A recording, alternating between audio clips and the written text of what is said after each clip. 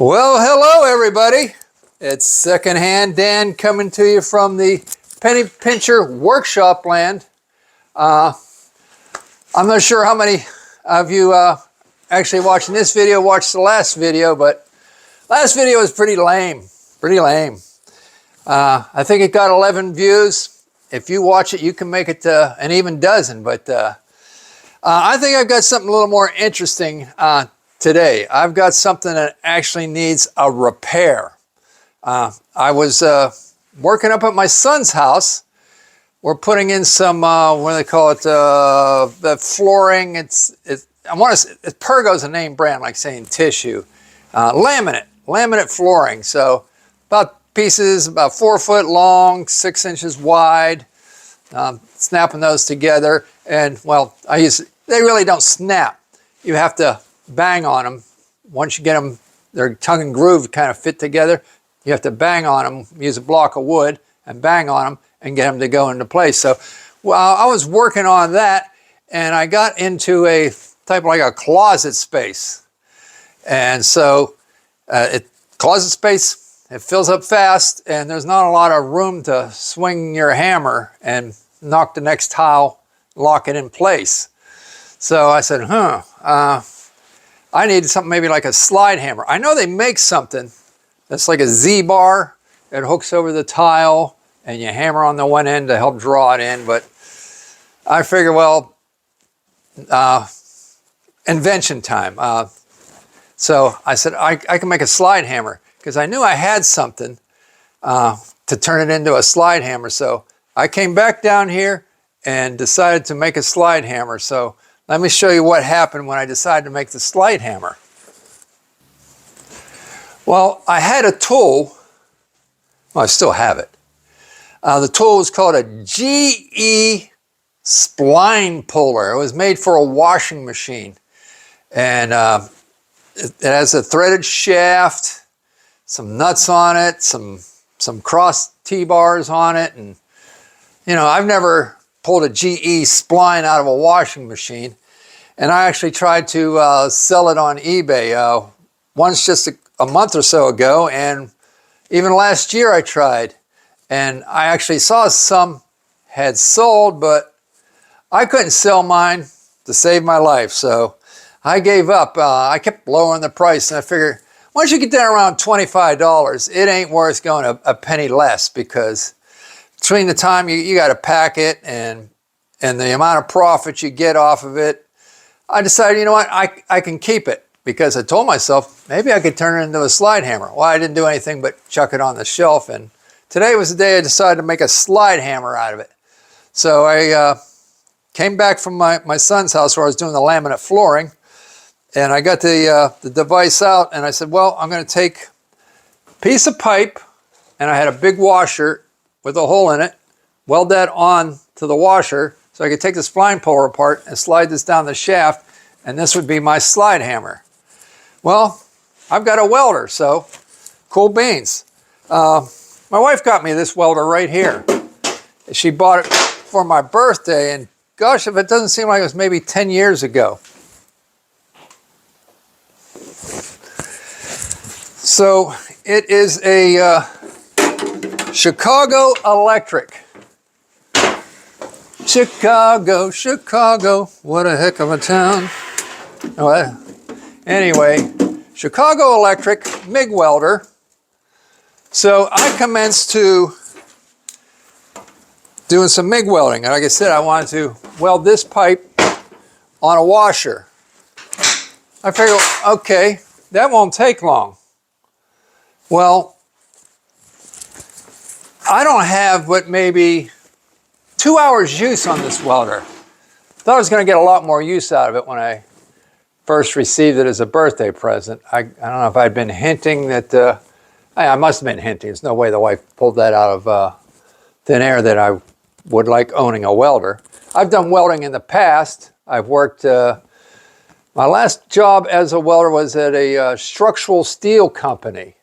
Well, I wasn't hired as a welder. I was hired as what they call a layout and fit. I would read blueprints, and inside the assembly line, I would find these huge steel beams. They could be anywhere from like 10 foot to 40 foot, 50 foot long. And then there'd be a parts list, and I'd go and get the, let's move this out of the way. I'd go get the parts list that accompanied the beam, and then I would have to weld pieces on the beam according to the blueprint. Whatever piece AA went here and piece 132 went over there at a 3-degree angle, stuff like that. Cutting torch, cut this off. So my welding was minimal because I just basically like bzz, bzz, just to hold it in place. And they had a guy, one or two guys that did nothing but weld, and then they would come along, my tack welded stuff, and they would basically finish the job and run the whole entire beads. So that was my last job exposed to welding, although I did do some working with them. I built staircases and fire escapes, and I did all the welding myself on that. But when it was the structural steel, somebody else would follow up behind me. And before that job, I worked at a place that built MRI enclosures. So we worked with copper, steel, and brass, and so I was doing some TIG welding and brazing and some cold rolled steel, MIG welding there. And job before that, I worked in a torque converter rebuild shop. I cut the torque converter in half, crack it open like an egg, fix all the parts, put it back together. So the welding there was somewhat automated. You just have to angle the torch at the right angle, right? Set the knob because you know which torque converter it was and how fast it should rotate, and then you'd hit the start buttons and bzzz. Well, anyway, getting back to this welder, I started welding with it, and I said, it was doing fine for the first minute or so, but then it started saying, bleh. And I'm like, oh no, what? That don't sound right. Turns out there's a fan in the back of it. If you guys know anything, just like a refrigerator, you have a fan inside, circulate the air. This has a cooling fan. Just like computers, you can hear them running. Well, there's a fan right down here. And I could look and see, when I first would start it would run and then it would make a bogging sound and it would come to a crawl. So I figured that it wasn't properly lubricated whenever whoever built the fan. I'm sure Chicago Electric didn't build the fan, but I'm going to have to open this thing up and get to that fan and put a couple squirts of oil in it. But like I said, the odd thing is, even though I've owned it for 10 years, I don't think I've had more than 2 hours use on it, and the fan is dragging. So it's a bummer, but it doesn't sound like it's that critical. At least it just isn't like a burned out welder that isn't going to weld anymore. So let's crack it open and get to that fan and lube it up. I got to clean this this workbench off first. Now I'm going to make an effort. I haven't even looked into it as far as, you know, I watch a lot of YouTube videos, and I see that they're very creative, some people, and I'd like to develop some of their skills, but I'd like to get a fast forward of me cleaning the workbench off. So let's see if that happens. If it doesn't, well, bear with me at the regular speed.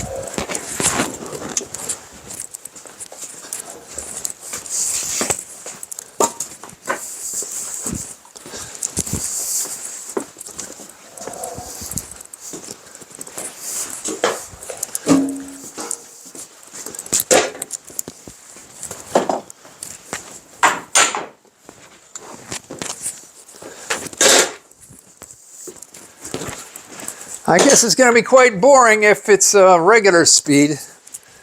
You're not even getting any narration there, but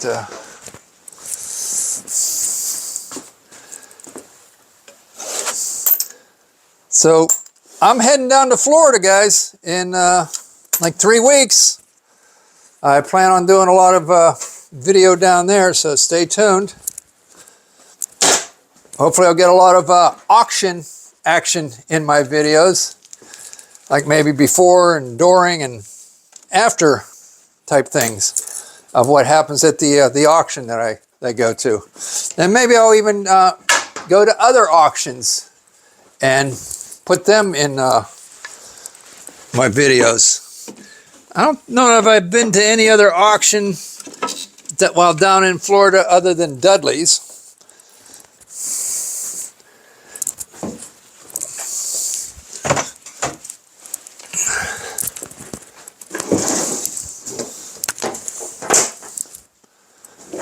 Starting with a clean slate.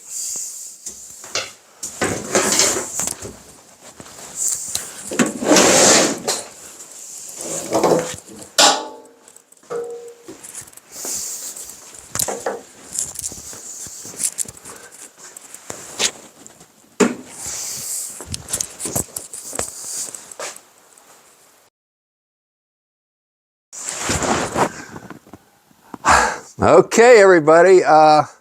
You've just seen me clean off the workbench, and this is like 2 days later, and I actually fiddled with that video using an editor called CapCut, and I was not able to figure out or understand, or maybe it's not an option to fast forward through the cleanup. Maybe because I don't, quote, pay for CapCut. If I want to pay for CapCut Pro, I figured I wanted to master the CapCut freebie stuff yet, and I haven't done that yet. I do my editing on the phone, not a computer. So anyway, I could say it's a day or two after. Look at my workbench. You saw it was clean, but now it's not. I need to turn on the back lighting here. So let's not waste any time re-cleaning the bench. I don't have near as much the clutter on it, that's for sure. Anyway, we have my Chicago Electric Welding Mig 170 wire feed welder. I don't know, maybe is Mig Welder got a patent on the name or something?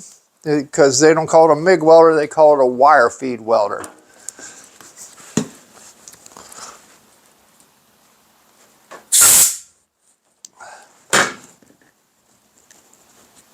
Okay, I'm going to need all my cordless, well, of course, all my battery-operated DeWalt tools are up at my son's new residence. I've been remodeling up there, so the selection here is limited. This will work. It's a drill, not a little impact, which I usually have the tool bits in. But the problem with using the drill is your bits are short sometimes, and they'll start to slip down into the drill chuck. That's one reason you rather work with the impact driver gun. But sometimes you got the longer bits and you can sink them into the back of the chuck and they won't go any further. I say we have a fan that initially the fan runs good on this, but then all of a sudden after a minute it starts to peter out. So I'm pretty sure it's just a cheap fan. They save probably a nickel a fan by going with the cheap fan rather than putting a step up. So that means I got to take it apart and lubricate it. I'm assuming these screws, yeah, I'm seeing, let's show you close up. Like the screw on top here, down the side, there's 3. There's another one there. That one's painted. Isn't that odd? One's glossy, one's flat. There, there, there, there, there, there. Jump over to this side. Will that be enough? I think so. So let's go ahead and unscrew the screws. On a side note, I'm working on a little project of hanging a door up at my son's house. We had to, the doors were up in the attic. Somebody had taken the bathroom door and a bedroom door off, and the bathroom door had a little bifold, cheap bifold on it. An elderly woman lived there. I guess her family thought that would be easier for her. But we pulled the doors down from the attic, and they didn't have the hinges on them, so we had to order some hinges. And they were, I think they're called like offset hinges. So one hinge, like here's your typical flat hinges. The ones on my son's door actually went on the surface rather than on the edge of the door, and then the other one into the door jamb. So it had a bend in it. But so I had to trace down some hinges on the internet. We got them, and when I put them up against the door, the old holes, they were off by a fraction, maybe 1/8 of an inch, and that makes for the hinges to want to pull and go the wrong direction since they weren't exact. So my solution is to fill the holes and re-drill them. And to do that, I took this piece of square stock and I put it in the pencil sharpener. So I have made like 6 of these, 7 of these, and I'm going to put some glue on them and tap them in the door holes. And so when I line the hinge up, it's not the perfect solution, but I think it's going to cause the screw to thrust more towards the new hinge holes rather than the old, towards the new hinges rather than the old hinges that don't exist. I wish they wouldn't have lost the old hinges, but it cost us $40 to get the replacement hinges. They're used, you know, they're, I don't want to say they're quite antiques, but I'm sure that they probably from the late 50s, early 60s. So it took a little effort to hunt down a pair of replacement hinges. And I don't know why the standard, there's a deviation. I don't know if they, because on hinges today, you can pretty much bet that they're, of course I haven't bought a hinges lately, but they pretty much bet they're all going to match up on the old 3 holes will match up every time. But these were off, like I said, nearly 1/8 of an inch. Let me dangle this stuff over on this side. So I said I'm going to pound those in with some glue and then let them marinate for a day and then hang that door. All right, getting my drill driver. It's a drill driver today. Technically, it's just a drill. I got the DeWalt DCD 708, and it's a brushless. You know, if I'd known better back in the beginning, I would have tried to buy nothing but brushless.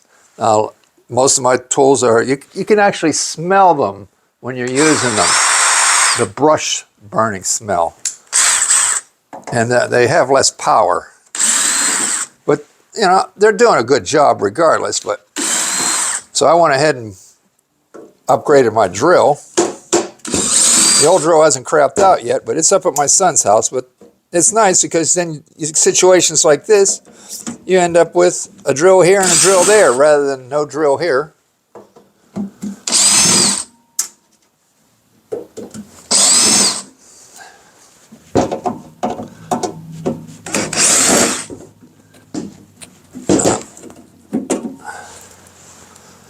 Don't want to lose the screws. Let's put them in a bowl.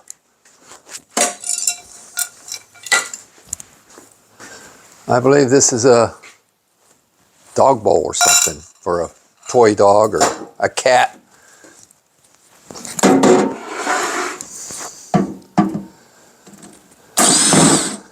And please, please, please, please, please, even more important than subscribe, because I know a lot of you don't want to subscribe because you just don't want to add another one to the roster. But you can at least do me a like, okay?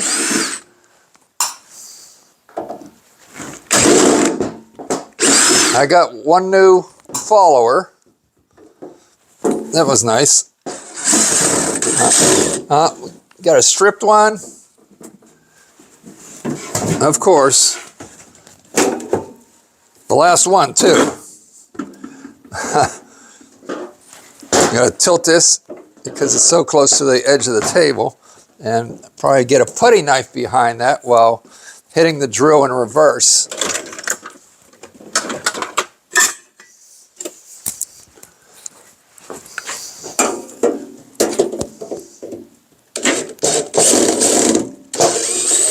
That worked. Put the putty knife behind the screw head while cranking it on reverse. Causes the screw to come out and bite. All right, now for the unveiling.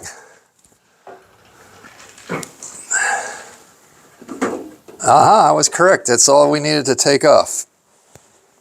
And see, this thing's clean enough to eat off of on the inside. Not so much the outside, just a good layer of shop dust. Set this aside. No sense in keeping it on the workbench. All right, let's take a gander here. I had a welder I took apart. I believe it's in one of my videos. I thought, oh, I'm going to salvage the copper out of it. And it turned out the coils were aluminum. So I would suspect that these ones are aluminum also, but that's neither here nor there right now. We're not scrapping this out. Not for what I found just to be a fan problem. And wow, that don't make sense. All right, nothing's ever easy, huh? Why would the fan spin this freely with my finger, but maybe it has to have been running, but I'm surprised. I would have thought it would have been sluggish because the fan stops spinning when I'm using it. Huh. All right, well, comment down below if you understand why the fan would stop spinning while I'm using it, but I'm going to theoretically throw out that the heat causes the fan to slow down and come to a stop. Well, we're going to have to plug it in and get it to where it wants to stop again. And then after it's in that stop mode, and turn it off and see if it still spins freely. Now, this is a 220 welder, so I have it plugged into this box, which is on this cord here, which plugs into my other 220 outlet. And that outlet's been around, the 220 outlet in the building here. It's exactly the way it was when I moved in.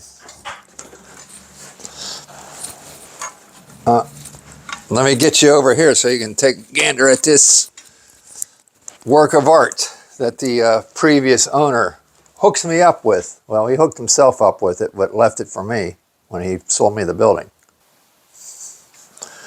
Now, the previous owner was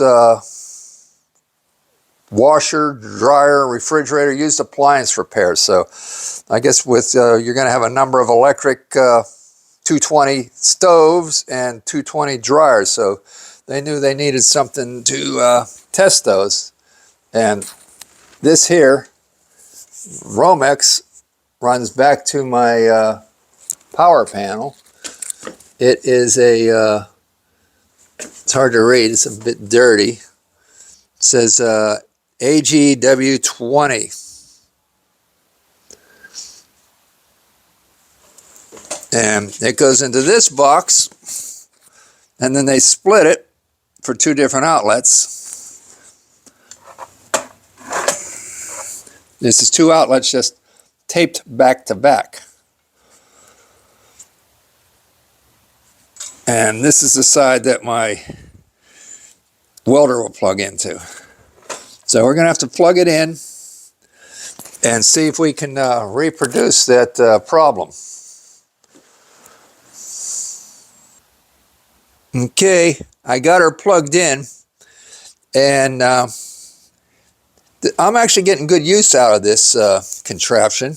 I'm sure I would have done a slightly better job of building one like that. I think I would have managed just to get a supersized box rather than 2 leads coming out of one box. Well, what's good about it is my air conditioner also plugs into it. That's a 220 volt air conditioner, and it has an adapter too.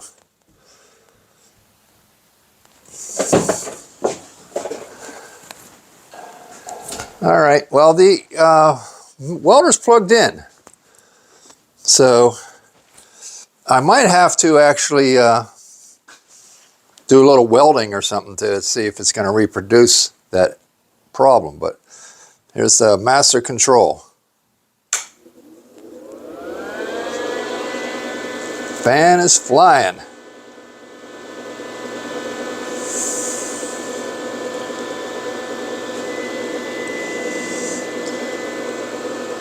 Yeah, so I'll throw down a couple of beads on a piece of scrap metal and we'll see what happens. I am wondering if it doesn't make a lot of sense, because that thing is flying. Why welding would cause it to bog down?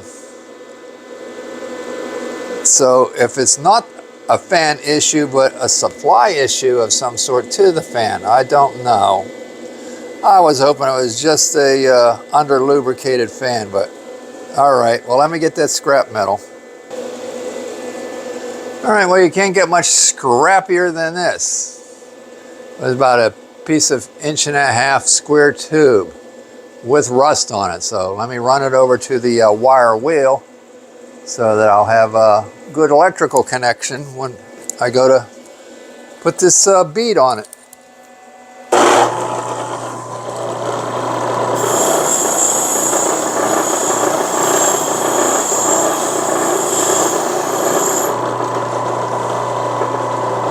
Nasty. Oh.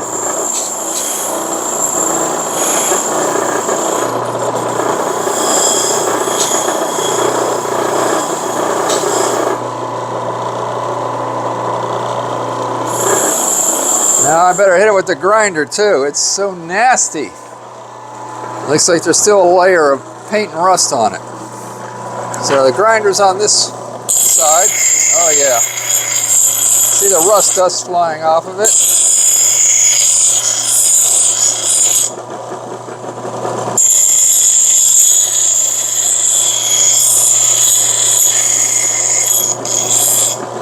All right.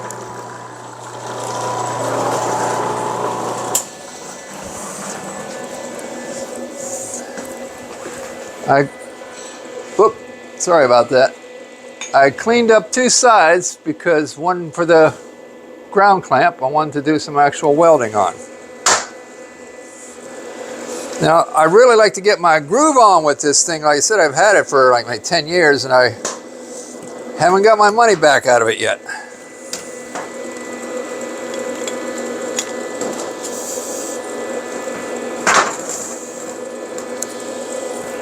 I've got to get a decent welding helmet.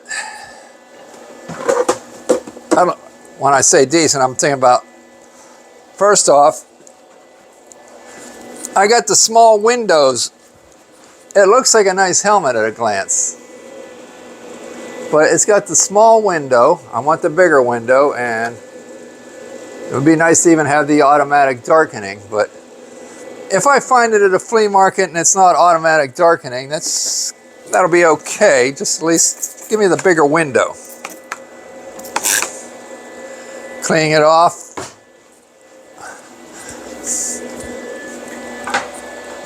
Paper towel.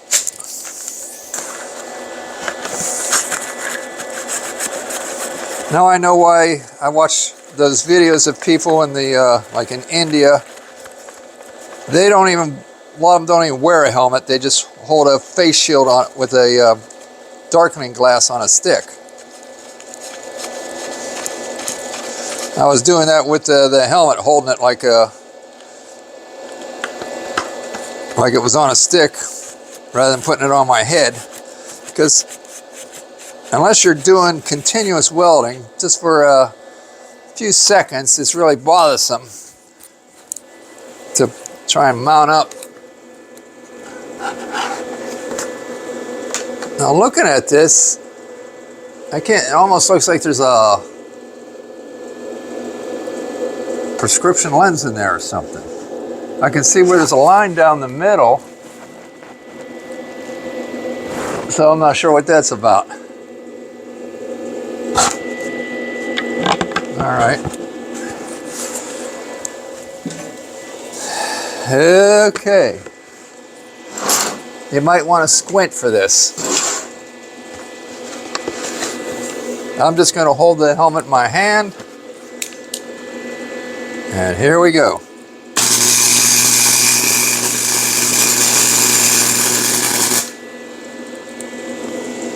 All right, well, I don't like those sparks flying towards the welder. Let me turn it so it's not, the open welder isn't facing us.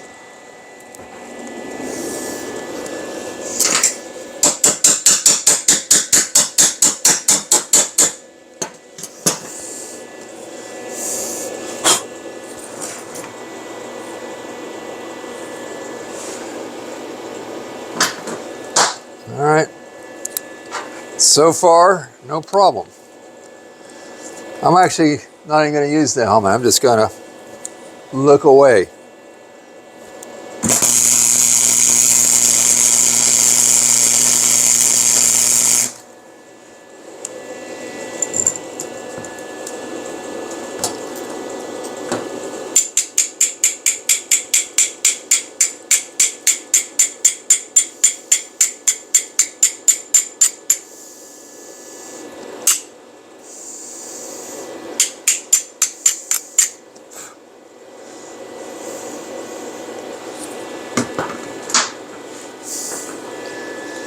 Well, I've got it on max.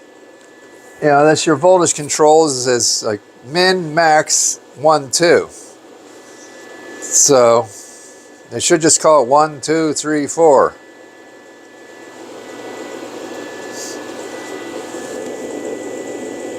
Let's slow this down. See what happens. I'm on 4 for a speed. Let's try number 3.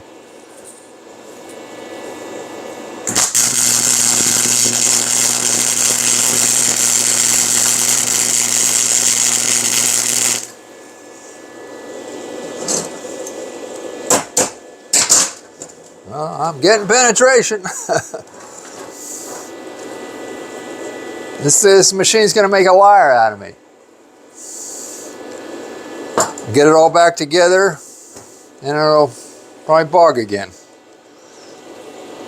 Come on. I already think I've done more welding than I did when I first noticed the problem. At least it's the same amount. Here we go. Contact. Yep. Contact.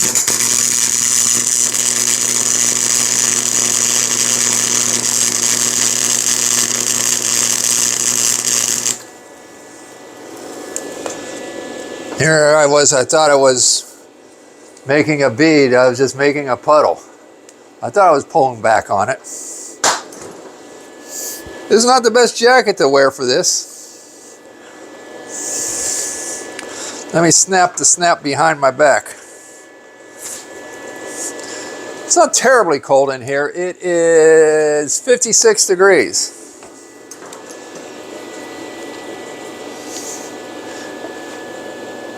Okay, here we go. Come on.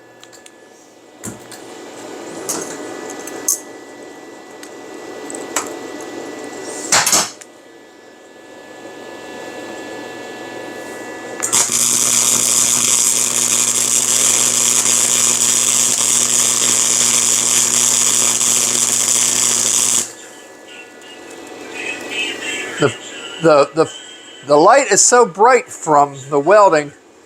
I have this little snowman guy across the shop. See him right above the microwave? And usually when it's dark, when I first come in and flip on the light switch, he'll start his singing or say, "Is it just cold in here?" He's supposed to be in your refrigerator.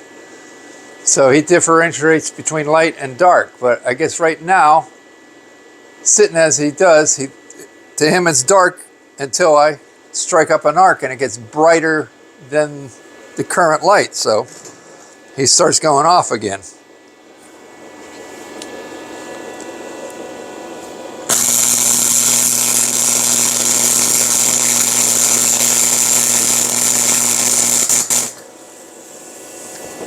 Well, the problem doesn't seem to be showing its ugly head again. Well, when in doubt, go to Google and see if somebody else has dealt with the same issue. But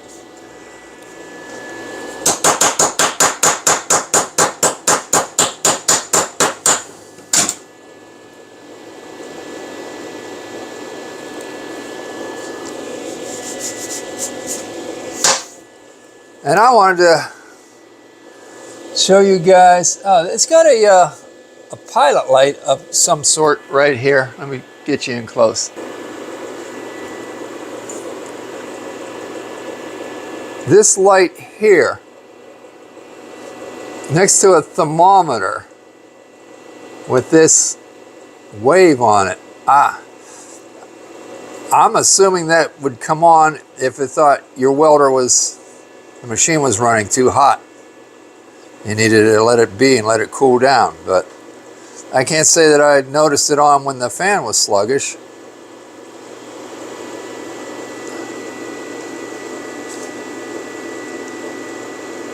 That fan's just humming along. You can't fix it if it ain't broken. Well, let's try this. Stick my finger in it. Okay, it's a complete stop. And it just takes off again.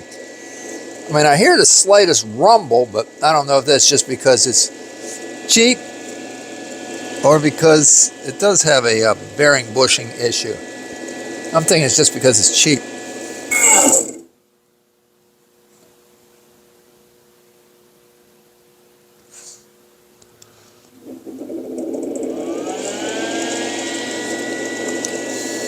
Well, I don't know what else to do, but other than